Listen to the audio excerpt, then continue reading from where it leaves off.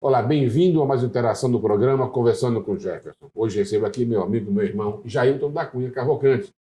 Tudo bom, Jailton? Conhi, Bem-vindo a Cavalcante Cunha. eu que agradeço. Até Ah, que fim conseguimos, né, mais de nos ano, unirmos. há algum tempo já querendo essa entrevista Não aqui. entrei nesse consultório, mas com problema dentário. Agora a gente conseguiu realmente. É um prazer, né, estar aqui com você, meu irmão. É uma grande satisfação. Isso já era para ter acontecido, É tudo no mas seu tudo no dia. seu dia. É E isso. chegou o dia. E estamos aqui. Muito bom, Jailton.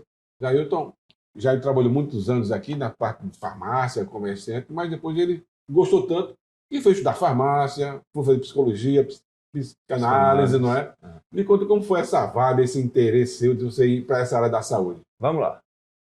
Desde sempre, né? Desde lá 1988, né? O ano que eu me formei, viu? Foi. Recém-casado, nós nos dirigimos e fui trabalhar naquela época na destilaria Miriri. Sim.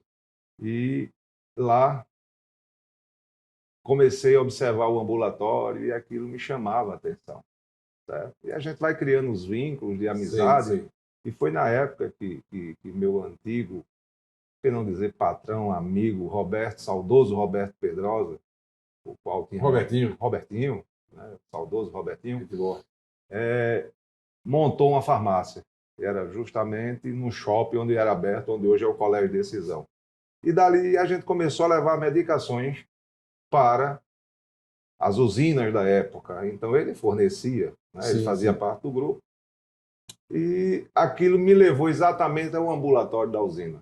E ali nós nos deparamos com um grande amigo nosso, Dr. João Chaves, a enfermeira da época, hoje casada, então esposa do Dr. João Chaves e a Marta.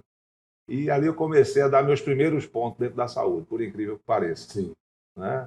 Fazer injeção, ela, Jailton, vem cá, hoje a gente tem alguma coisa aqui diferente, e a coisa foi levando. É tanto que, no resumir das situações, quando eu saí da destilaria Miriri, acabou que eu fechando negócio com o Robertinho e fiquei com a farmácia que foi dele, e dali eu montei a farmácia do Barro aqui na Floriano Peixoto.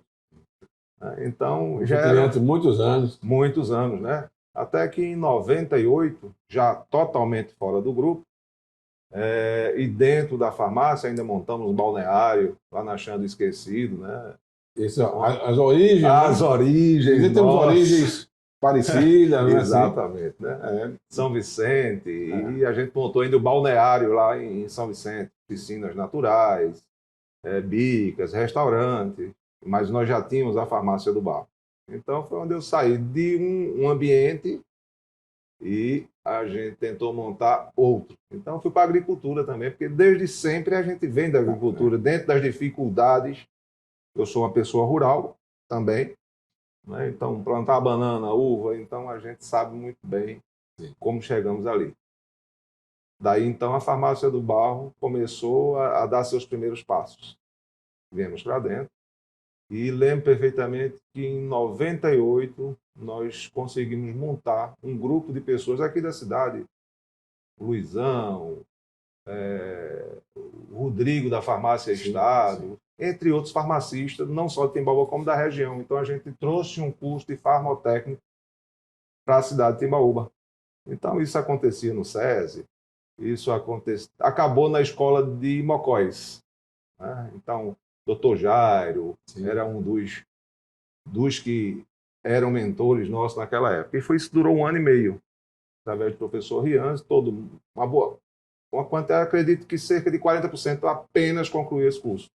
E lógico que a gente estava lá. Então tem um curso de seringa pela BD, a gente estava lá. Ah, sim. Então a farmácia do Barro ela começou a ganhar um espaço diferente. Foi quando eu investi um pouco mais dentro da farmacologia, né? E estudar ação e reações medicamentosas. Então você começa a ir para um balcão de farmácia, eu não posso deixar de ir aqui também agradecer uma pessoa que contribuiu muito para a gente, né? Sem menosprezar nenhum dos demais médicos da nossa região, mas eu queria mandar um forte abraço para o doutor Antônio Coutinho, que Sim. naquela época me deu um incentivo, me deu um apoio, não é? Um grande mestre aqui na cidade, muito Um reconhecido. mestre, uma pessoa que eu tenho o maior carinho, respeito, e sou muito grato, não é? pelo que eu via, porque eu pegava as receitas de Antônio Coutinho e ficava lendo, Sim. e ele, já eu trago o medicamento aqui, tem que ser original. Então ele tinha todo aquele cuidado e apreço, certo? E até hoje, para mim, ele tem meu carinho, respeito, eu quero que isso aqui fique registrado, como demais médicos também, sim, né? O saudoso Milton Cando, entre outros. Muita pessoa maravilhosa. O que falar? Marcos, entre outras pessoas. Então, daí você começa a criar aquele movimento. Era uma época que você tinha um Seu Gaudêncio, um Zezé da Farmácia, e apareceu o Jailton também, né? Só que de uma forma diferenciada, já com certo conhecimento. Isso, concursos, né? Concursos, aí foi onde surgiu os primeiros critérios de dizer, não, vou investir um pouco agora na saúde mental. Até porque nós vínhamos de alguns problemas, né, dentro do seio familiar. Sim. E até parecia que era uma fuga. E aquilo começou a me abrir um novo campo, um novo espaço, e comecei a fazer psicanálise. Então a psicanálise foi primeiro do que a psicologia. Muito. Sim. Comecei a fazer psicologia em 2009, concluí em 2014. Certo? Então a psicanálise ela veio ativa, como apresentei aqui para você. Hoje eu faço parte da Academia Brasileira de Psicanálise. Né? Sou lá cadastrado no 10032, minha numeração a nível Brasil. Então isso gera para a gente algo de satisfatório. Então você começa a associar a farmacologia à psicanálise. Aí você começa a ver as questões de cunho mentais e, ao mesmo tempo, os receituários que chegam com aquilo ali. Então isso gera uma curiosidade. Né? Mas aí a gente sabe que a psicanálise ela não é reconhecida oficialmente. Ela não é ela é um ofício apenas. Ela não tem uma função trabalhista. Ela não é reconhecida pela CLBT. Aí eu disse, não, agora eu vou ter que investir na psicologia. Fiz psicologia, mas com todo carinho com a psicanálise. Então, estava bem embasado, que é mais já fácil, né? até porque, Jefferson, nesse meio tempo, entre 2003, 2004, 2005, eu comecei a montar a nossa academia e tratar exatamente de usuários de drogas. A gente abriu aqui no prédio onde a mãe era até de Leto na época, aqui na ladeira do Barro. BFC Combat. Na ladeira do Barro. Isso, na ladeira do Barro. Então ali a gente trouxe o Jonas, inclusive pessoas que nasceram lá, que já foi propaganda, já teve aqui no seu programa. Márcio e tantos outros que já passaram por aqui. Bruno, por exemplo, ele chegou a um patamar. Lógico que a gente deu a varinha de pesca para muita gente. Né? Então, quando solicitaram o prédio de volta, eu disse, eu vou fazer o que com esse pessoal? Jonas, vamos botar isso no fundo da minha casa. E isso foi lá para a minha casa. E eu deixava o portão aberto até 1h da manhã, Jonas dando aula. Então, ali a gente via muito daquelas pessoas que queriam livrar-se e realmente esse projeto Jonas segura até hoje, que levamos Jonas muitas vezes, foi para Brasília, Rio Grande do Norte, foi graduado pelo mestre Bani, Preta, não é? Em jiu-jitsu, tá certo? O Israel fez um trabalho fantástico. Nós tivemos médicos amigos aqui que foram treinar, inclusive, lá no fundo da casa mesmo. Sim. Prestigiaram o nosso trabalho. Levavam seus filhos para fazer um shotokanzinho lá.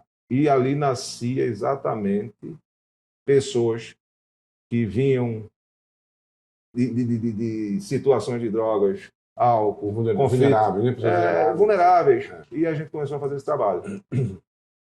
E, graças a Deus, nunca tivemos nenhum tipo de problema. Até nesse lado, me fez recordar, sábado atrasado, eu precisei que o meu piscineiro ele não pôde chegar para fazer a limpeza da minha piscina por conta de alguns problemas com a família. Então, ele me enviou uma outra pessoa. Quando eu vi, era um ex-usuário, não vou citar nome até por questões éticas, que hoje ele é uma pessoa conceituada aqui no meio. Quando ele olhou para mim, ele estou emocionado. Eu não sabia que eu ia me sentir dessa forma diante do Senhor. Então, acabou que até eu mesmo chorando, porque você vê um homem desse tamanho, mas a gente é alegria, não é bom, né? Se você conseguir recuperar uma pessoa para colaborar. Quantas pessoas entraram por essa porta aqui, se eu deixar a sua porta aberta, ele vai ouvir esse programa com certeza e se ele quiser sinalizar, fica a critério dele. Então, como eles são vários, tá? A gente tem que ter um olhar diferenciado. Então, essa trajetória de vida não foi fácil chegar até aqui, né? Porque aos 10 anos, 11 anos, a gente vê hoje crianças aí que não têm escolhas e a gente, naquela época, a gente já plantava uma batata, já tirava uma uva, já cavava um buraco para uma estaca de uva. Então, a gente tem essas raízes. E até hoje até é proibido, né? Assim, não é? Crianças, infelizmente. Mas infelizmente. Bem, eu digo bem orientado, infelizmente, mas bem orientado é melhor do que estar na rua. Não tem dúvida. Não é? Então, hoje a gente vê crianças aí despertando dificuldades à própria organização de saúde, não é? Com essas facilidades que a gente vê tanto hoje, né? Que, infelizmente, celular, né? Essa máquina... A nomofobia hoje. A nomofobia, essa dependência que se gerou em torno desse celular. Então, hoje, em nosso consultório, nós temos psiquiatra, eu também trabalho com outros psiquiatras, e já tive a infelicidade de me deparar com uma criança de 2 anos e 6 meses. 2 anos. 2 anos e 6 meses, junto ao meu grande querido mentor na área da psiquiatria, Dr. Roberto Gomes. Dr. Roberto, que manda um abraço. Dr. Roberto também é outra pessoa que... Uma pessoa fantástica que também nos ajuda nas nossas ações nos ombros. Nas nossas ações nos ombros, nos também colabora. O Dr. Roberto ele merece todo colabora com carinho nosso. Um voluntário também na ação do Dr. Jefferson dos Baixos. Um abraço. Até porque, frisando, né? Dr. Roberto foi perito Norte-Nordeste de Psiquiatria, foi professor de Psiquiatria da Universidade Federal, foi diretor do Ulisses Pernambucano, 22 anos em Timbaúba. Eu trabalho junto com ele há 13 anos e nos conhecemos há exatos também 22 anos. Então, para mim, dentro da psiquiatria, foi um referencial. Hoje ele atende só lá no seu consultório? Ele atende nas quintas-feiras em meu consultório, assim como atende no CEMED, do Dr. Marcos Cirqueira. Sim, sim. Então, essa parceria nossa já é uma coisa que vem, né? Dr. Roberto sempre teve aquele prazer em contribuir com as pessoas mais carentes, até porque até 2016 ele estava no município, assim foi dispensado, então era uma pessoa que atendia, dentre as outras, os outros da sua área. Mas até hoje, firme, forte, uma pessoa de um coração espetacular e muito nos ensina. Muito certo? Você falou assim, o que trabalhou aqui na parte pública também. No seu ponto de vista, como está a demanda hoje em Timbaúba de pessoas necessitadas assim? Falar de saúde mental, Jefferson, é sempre muito difícil e muito complicado. Não adianta chegarmos aqui e falarmos de ansiedade, falarmos de depressão, né? Falarmos de esquizofrenia, falarmos da problemática das drogas, falarmos dos transtornos diversos. Se você pegar o CID-10, você vai ter lá desde o F9 até o F99 só transtornos. Tá? Então é uma grade. Você sabe perfeitamente que a única área hoje da ciência que não tem como você detectar um processo de ansiedade, um processo de depressão, não de cunho endógeno, não tem como ser no exame de sangue, não tem como ser no vídeo. Tem que ser de cunho analítico. Então você tem que ter uma pré-preparação. Eu agradeço muito a oportunidade que na época foi me dado para que eu começasse, né, entrar dentro como psicanalista, que eu não tinha concluído o curso de psicologia, então não adianta dizer que eu fazia psicologia, eu sou só um psicanalista, certo? E tive essa oportunidade. E naquela época a gente começou a agregar exatamente os valores da farmacologia, da psicanálise, os valores que, junto a Dr. Roberto, demais psiquiatras da época, tudo era mais fácil, né? A gente começar a ter uma visão diferenciada da saúde mental de Timbaúba. Vamos falar especificamente de Timbaúba. Quando eu saí de Timbaúba, em 2000, da saúde mental, em 2016, depois eu fui fazer um trabalho dentro da educação com a gestão antiga, nós tínhamos mais de 8.500 pessoas cadastradas numa unidade mental. 8.000 pessoas? 8.000 pessoas. Certo? Não sabia que era tanto assim. Hoje tem uma população de 52 mil habitantes. Hoje baixamos, o IBGE mostra que são 46 mil. 46 mil apenas, desculpa. Mas o que acontece? O alopático. Hoje, quantas pessoas cadastradas? O que é uma farmácia básica? Para que serve esta medicação? Automaticamente, aquela mesma medicação, fulaninho está agitado, dá o remédio de mamãe.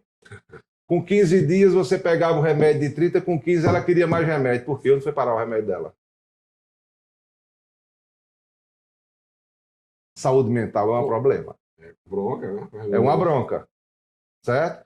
E os altos índices de dependências hoje, e a gente entende a classe médica hoje, principalmente com os benzodiazepínicos, que são exatamente o que a farmácia do município, a farmácia básica tem. Então você tem um amitriptilina, um clonazepam, um lorazepam, um bromazepam, um clonazepam. Então esses benzodiazepínicos são extremamente viciantes. Então vem os antipsicóticos, os antidepressivos, e com isso a demanda vai crescendo, vai crescendo, vai crescendo. A filhinha está com problema de ansiedade, dá o remédio de mamãe. Então, às vezes, 30 comprimidos numa casa de 6, infelizmente só passava uma semana. Poxa vida. Então, e esse controle? Esse controle, aí é que está, quando você vai buscar, você pegou o seu. Então, quem realmente necessitava acabava como? Surtando. Hoje, pela grande demanda hoje dos benzodiazepínicos, né? A nação Rivotril, vamos botar assim, que sim, as pessoas vão entender, a nação Lexotan, hoje a gente vê a classe médica já se policiando mais, buscando antipsicóticos, com ação mais indutora, não é? Neurolépticos com ação mais indutora, utilizando-se mais de estabilizadores do humor em dosagens menores como indução para o sono. E o que é que acontece? Os viciados nos benzodiazepínicos que estão começando a sofrer. Porque a própria classe médica tira hoje o que a farmácia básica tem a dar, sim, e ele não consegue comprar para se livrar dali.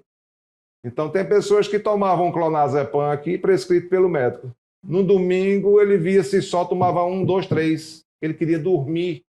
Então como controlar uma pessoa dessa? É difícil. Então, você falar de uma saúde mental familiar também, lógico, não adianta você tentar culpar a gestão de A, de B ou de C, se não existe uma comunicação entre, principalmente na saúde mental, o psiquiatra e o terapeuta. Existe um agrado aí, você tem uma nutrição, você tem como monitorar isso. Mas o psiquiatra chega lá e fez a prescrição dele. Não está me dando, não estou me dando com essa medicação. Vai fazer o quê se você também não pode comprar a medicação, Jefferson? E se você não tem dinheiro, aí você vai para a porta do vereador, você vai para a porta do prefeito, você vai para a porta do candidato, você vai para a porta de quem faz um trabalho social. Como a gente vai trabalhar uma saúde mental nessa condição? Muito difícil, não tem como. Como? Não, é dificílimo. Saúde aí, e crescendo. Aí a gente deu uma entradazinha aí, a gente fugiu um pouco do assunto aqui, mas vamos voltar à homofobia, que é um assunto preocupante, a dependência pelo celular, minha gente. O medo de ficar sem celular. Sem o celular, sem o celular. Nós temos casos aqui em Timbaúba que amigos nossos teve seus filhos internados, surtados. Eu vinha falando aqui que atendemos uma criança de 2 anos e 6 meses, de onde? Da zona rural. Observei, ele estava assim com o celular. Essa criança não dormia, não largava o celular, e eu comecei a conversar com os pais da zona rural.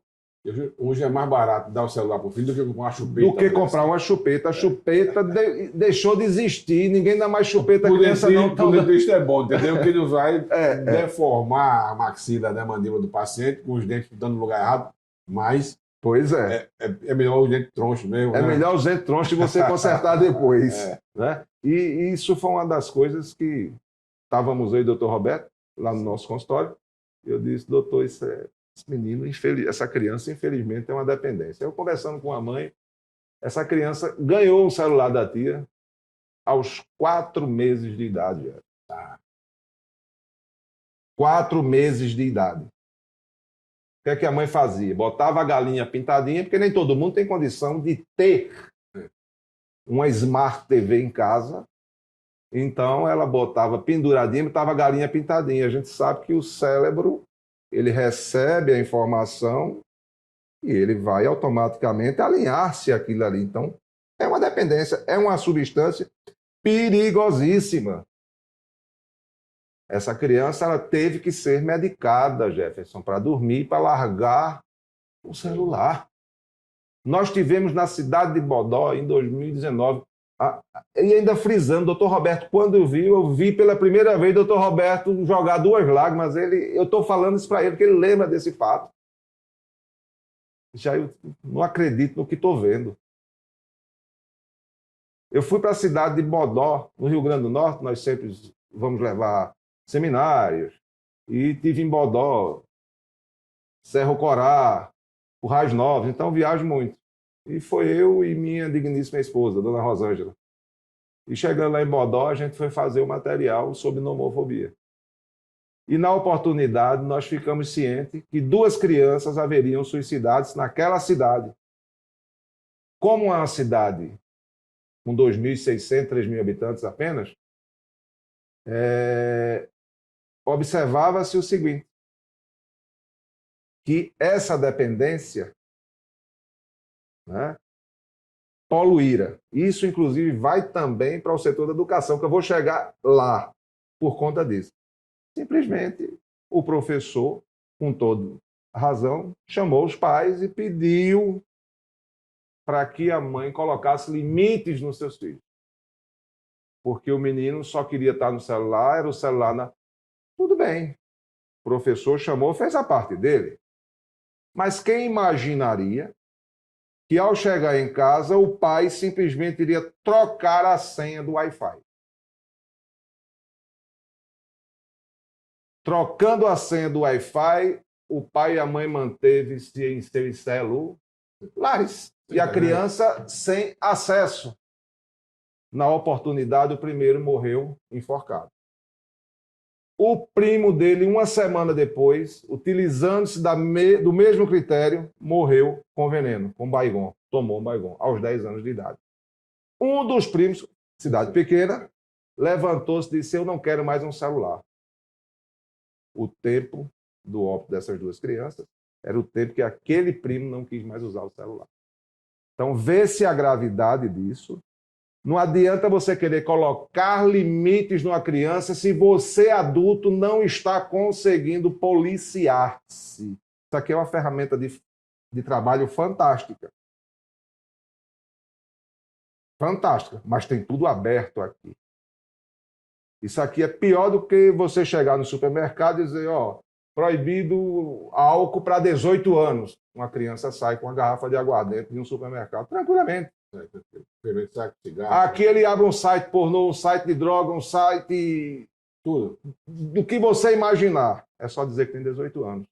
E você vê hoje as crianças mais interagindo mais com isso aqui do que qualquer um outro. Então, limites também para os pais.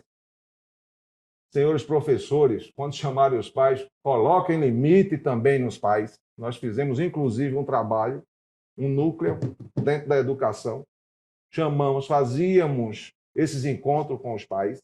Isso na gestão passada? Na gestão passada. Não é? Eu saí da unidade mental e disse, não, eu quero fazer um trabalho agora dentro da educação. E foi fantástico, onde existia o empenho dos conselheiros tutelar, do próprio Ministério Público. Não é?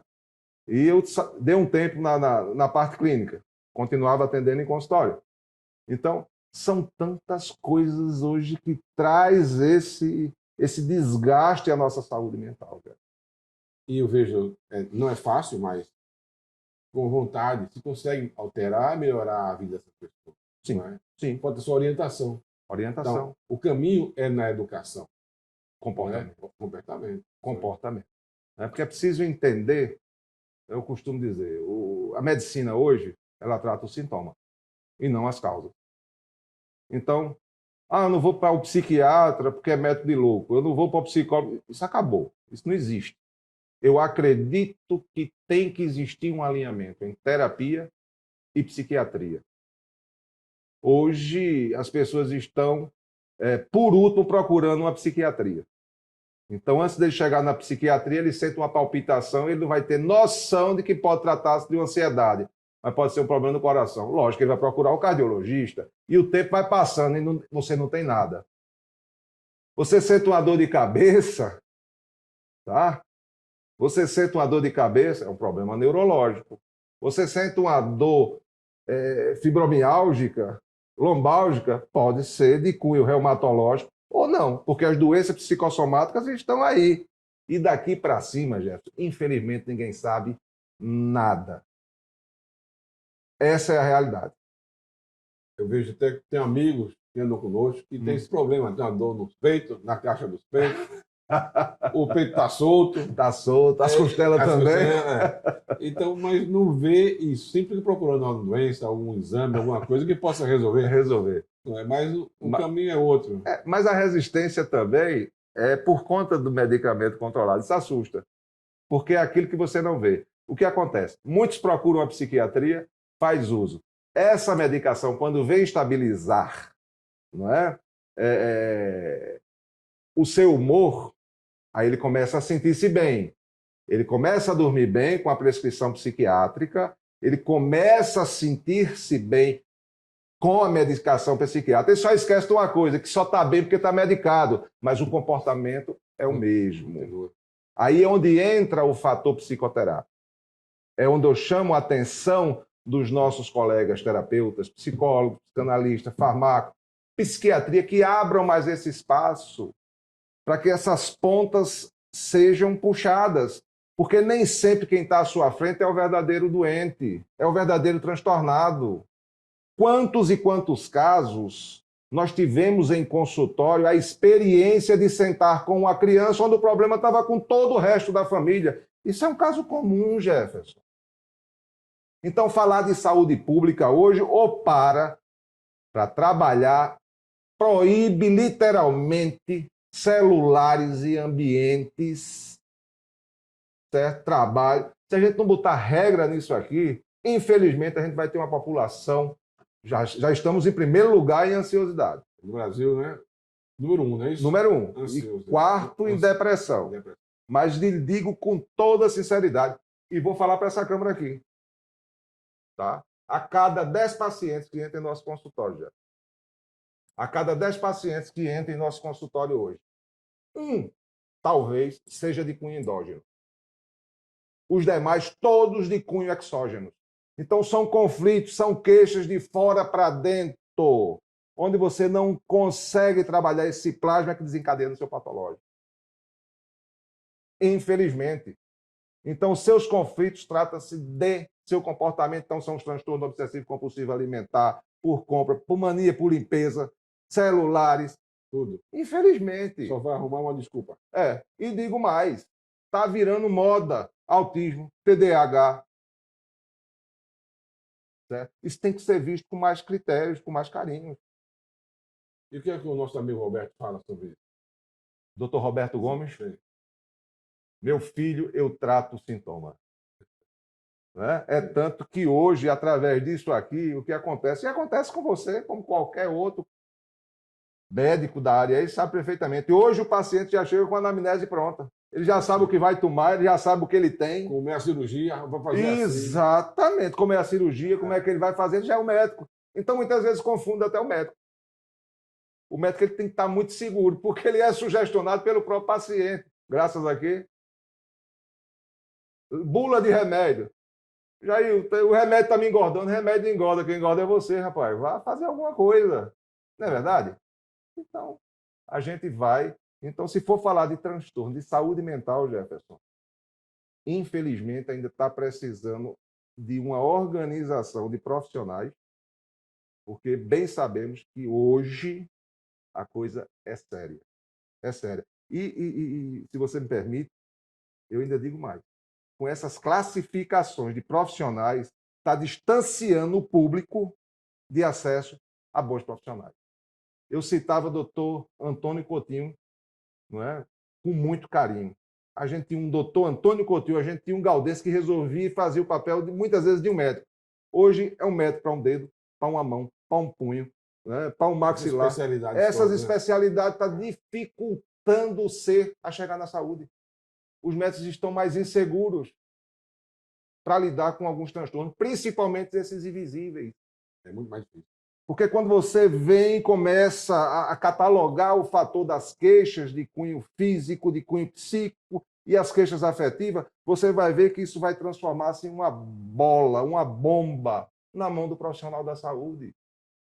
Eu tenho isso no ambulatório, que chegam pacientes com problemas psicológicos, na verdade, ansiedade, Sim. e querem botar a culpa da língua tá assim, tem uma lesão na linha, aquele canto, que não tem. Eu passei ontem mesmo, um colega médico que nos procurou, estava com uma lesão na língua. Não tinha nada. Ele estava precisando de ajuda psicológica, Sim. entendeu? Mas não tem nada. Nada. Não era ele ali, entendeu? Poxa vida. Mas para entender isso é que é difícil. Aí onde está o problema. A gente sabe que a classe que mais suicida-se hoje em percentual, a gente sabe. Né? Então, hoje não existe o bom profissional, existe o bom entendedor, porque o comportamento desatinado por parte da população desatenta, infelizmente, está levando a índices altíssimos e talvez irreversível por muitos anos à frente. O trabalho tem que ser sério. Eu sempre falo, a educação, não é? Você falou o comportamento. Ele tem que alterar e incentivar que aconteça isso. Sim, que enxergue isso. sim. Você não fala do senso crítico, da orientação que deve ter. Não. Mas o professor ele fez o que ele pode. Ele chamou o pai, os pais. Né? Ele não é culpado de ter chamado os pais para colocar limite nos seus filhos. Só que fica bem claro, tem que chamar os pais. E também outra coisa é que os pais muitos deixam os professores que sejam os condutores de vida, da vida daquelas crianças. Né? Não tem o papel de casa de tomar conta do seu filho. O professor é para ensinar matemática, português, tudo, mas como se comportar na rua, por exemplo, onde é que fica isso? Onde é que fica isso? É. Né? Hoje a gente observa, não vou nem falar tá, em drogas ilícitas. Não vou.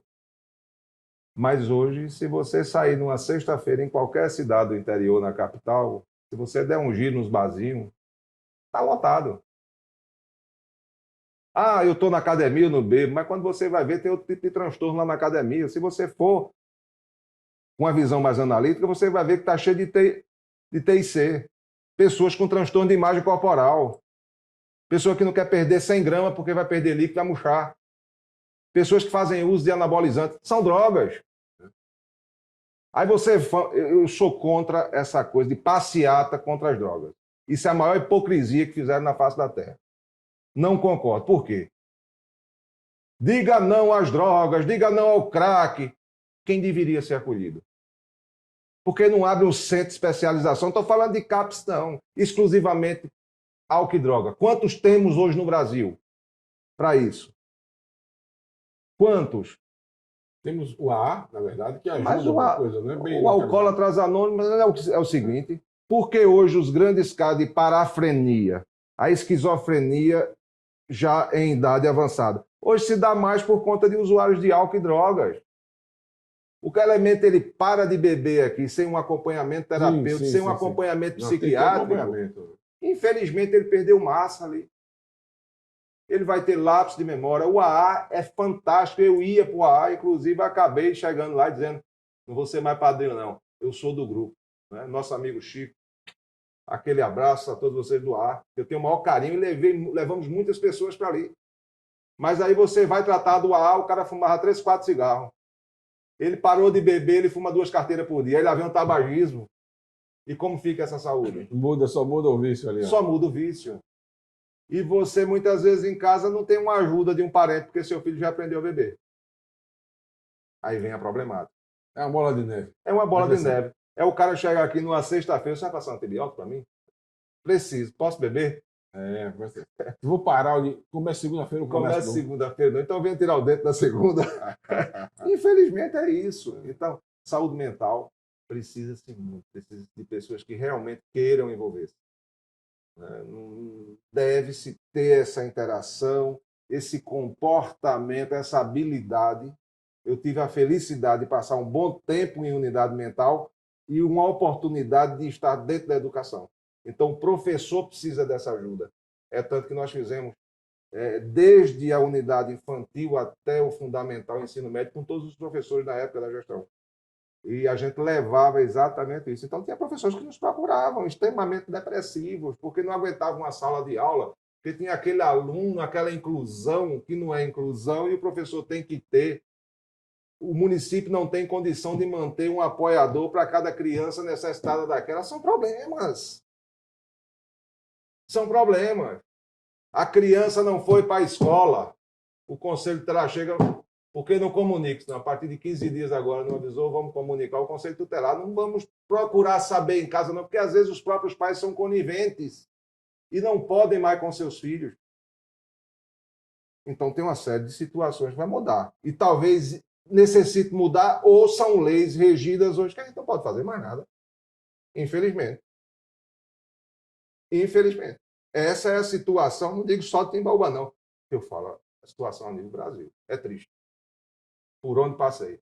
Bom, mas vamos fazer o que podemos fazer, né? Isso. Vamos orientar essas Vamos pessoas. orientar. Eu penso assim, ó, um trabalho melhor, você faz um trabalho bonito com a parte das lutas, não é? Ainda continua ajudando o pessoal ainda? Não. Infelizmente. Né? Não tem mais tempo. O tempo encurtou, tá? Hoje eu tive que fazer 2 cirurgias de ligamentos cruzados e, infelizmente, a idade já são 5,8, né? Mas aí só faço minhas caminhadazinhas e tento me fortalecer com a alimentação. Tive que fazer uma dieta meio drástica agora, tive uma crisezinha que, inclusive, acabou atrapalhando aí nosso encontro de hoje. Mas é isso. Muito bom, Jailton. Hoje, uma criança nessa situação é crítica. Eu tive, Jefferson, a oportunidade de socorrer lá na Vila Curangi. Eu vi 2 crianças sem condições de estar em sala de aula, pular no peito da professora. E o conselho tutelar dizer, tem que ficar aqui, ele tem que estudar, ele tem que estar na escola. E a mãe chega, deixa lá o menino, prende e abre de carreira, e muitas vezes não vem buscar, ainda deixa com o professor. Que condição tem um professor? O que o aluno do lado vai aprender com a criança dessa? Então, até a inclusão tem que ser revista, Jefferson. Infelizmente. E se fôssemos falar aqui sobre os transtornos e transtornos que a vida tem nos oferecer, pode ter certeza que não vai um programa... É pouco. É muito pouco. Né? Então, hoje, nós atendemos em nosso consultório, aqui na minha residência, eu, doutor Roberto. Todos os dias? Não, eu atendo basicamente todos os dias. Sim. Aqui, estava atendendo em João Pessoa, deixei porque a idade já me pede para isso. Então, o menino aí, no atleta, nada. Né? Mas a gente, graças a Deus, trabalha, né? Respeitando sempre os limites. Mas eu acredito que esse programa de hoje, Jefferson, eu gostaria de lhe agradecer. Eu que agradeço a e você. as pessoas que estão aí por trás, nosso amigo Léo, o nosso amigo ali, para que possa chegar nos lares. A eficiência.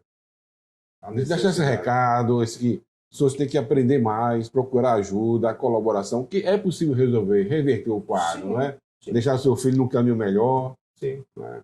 É. Não só o filho, a esposa, o marido, todos, né? Na família. Tudo. Para a gente que trabalha a família, né, fica a nossa solicitação. Se necessário, procure um terapeuta. Se necessário, procure um psiquiatra. Não tenha medo de tratar da sua mente. Se sua cabeça não estiver boa, com certeza o resto não vai prestar. Nada. Sua vida, sua família. Sua família. Tudo. Infelizmente. Né? Eu vou deixar meu telefone. Sim. Não é? E breve, quem sabe, nós estaremos juntos trabalhando aí pelo município. E trabalhamos pelo município, nós sabemos disso. É o 98901-1812. Deixe sua mensagem no Zap que eu respondo, com certeza. Né? Muito obrigado. Esse espaço é de uma importância grandiosa. Irmão, estou satisfeito. Eu que estou satisfeito. Muito obrigado mais uma vez por você aqui, né, com suas palavras e incentivo, na verdade, para poder colaborar com a nossa população. Nos jovens aí, muitos estão aí perdidos, vamos dizer assim. Sim. Falta só de um alento, uma orientação. Sim. Né? Isso tudo é possível. Tudo é possível. Não tem Vamos lutar para uma cidade melhor. Com certeza. É isso. Se estamos aqui, é pela cidade melhor. Isso aí. Pessoal, então, Lembre-se de curtir e compartilhar nosso programa, né? Ele agora também está no YouTube. Se você compartilha também, manda um like lá para a gente. Isso faz com que mais pessoas recebam esse conteúdo. Então é importante para o nosso canal ele ser mais propagado. Então, um abraço e até mais, hein? Tchau, tchau.